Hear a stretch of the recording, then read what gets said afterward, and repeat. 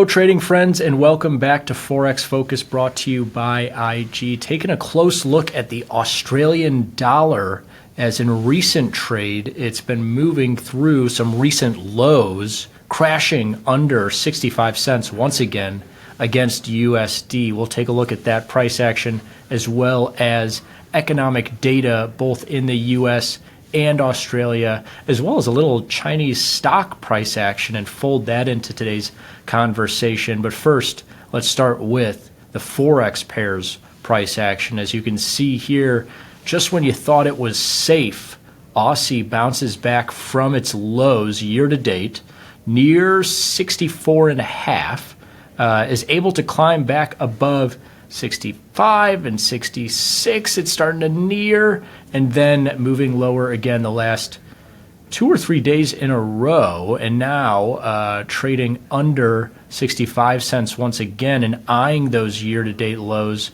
only about 50 to 100 pips away, depending on when you're looking at the Aussie today.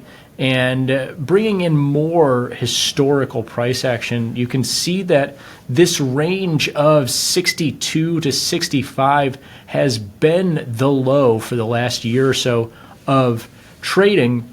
And when the market did get down to close to 62 cents on its lows back in 2022, it only traded there for a week or so before popping back above and rallying back above 70 cents in the early part of 2023. And so there have been plenty of bounces for this Aussie, for anyone catching this market moving lower, but it has been trending lower, obviously, in the long term, as you see 2021 and the early part of 2022 trading more in the 70 to 75 cent range.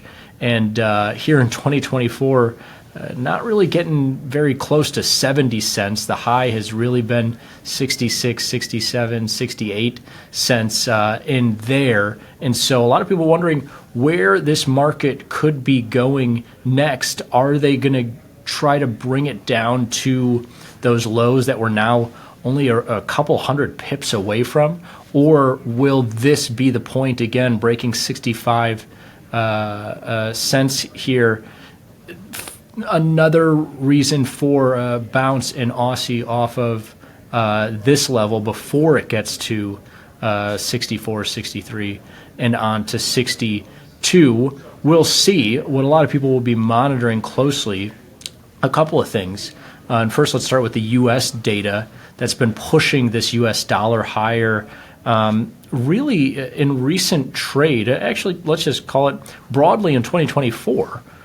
So far, the first couple months of the new year here, U.S. data has been strong and U.S. dollar has been strong against most major currencies, Aussie included, even though there's been the last couple of weeks a little bit of dollar reversal and then regaining some of its strength. But broadly speaking, you see the strong January data both in employment and in inflation. Employment non-farm numbers from the first week of February reporting on January were, you'll remember, almost double what was expected from the employment data there. So strong employment market.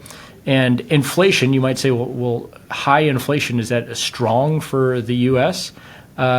Keep in mind that higher inflation has been correlated to higher interest rates in these major economies like the U.S. and Australia. And so inflation's most recent number coming in 0.2% higher than its expectation, looking at CPI, that also lent to some U.S. strength for that U.S. dollar. And now you take a look at Australia and you see a very different story. Now, keep in mind, we just went from payroll numbers in the U.S. to unemployment in Australia, because you might say, oh, well, that number is moving up and to the right as well. That's the unemployment rate, which is essentially the opposite of a non-farm payroll type number. Higher payrolls, lower unemployment, but Australian unemployment has been rising, and their inflation has, as you can see, fallen off a cliff in the last couple of months. And so you have some U.S. strength, some Australian weakness that is bringing this pair in recent trading back down under 65 cents. But you also have this Chinese equity story that's been a kicker for this. Experienced forex traders will know the close ties between the Australian and Chinese economy, and thus you'll get usually, historically, we've looked at it on past segments. You can go take a look. The correlation between the Chinese stock market and the Australian dollar tends to be positive historically. And here you have FXI, Chinese large cap ETF, that has been bouncing back in the last month or so of trading, but in the last day has really given back a lot of those gains off. Last time I checked, 2 to 3% in the last day or so of trading. So Australian data points not pointing in the right direction relative to US's stronger data. And then also you have the Chinese economy that's still looking quite vulnerable, even though it's had a recent uptick, and all of this leading to an Australian dollar crash in recent trading. We'll see if it continues, if 65 cents is that bottom where the market can manage to bounce back, or if the crash continues on to 64 and beyond.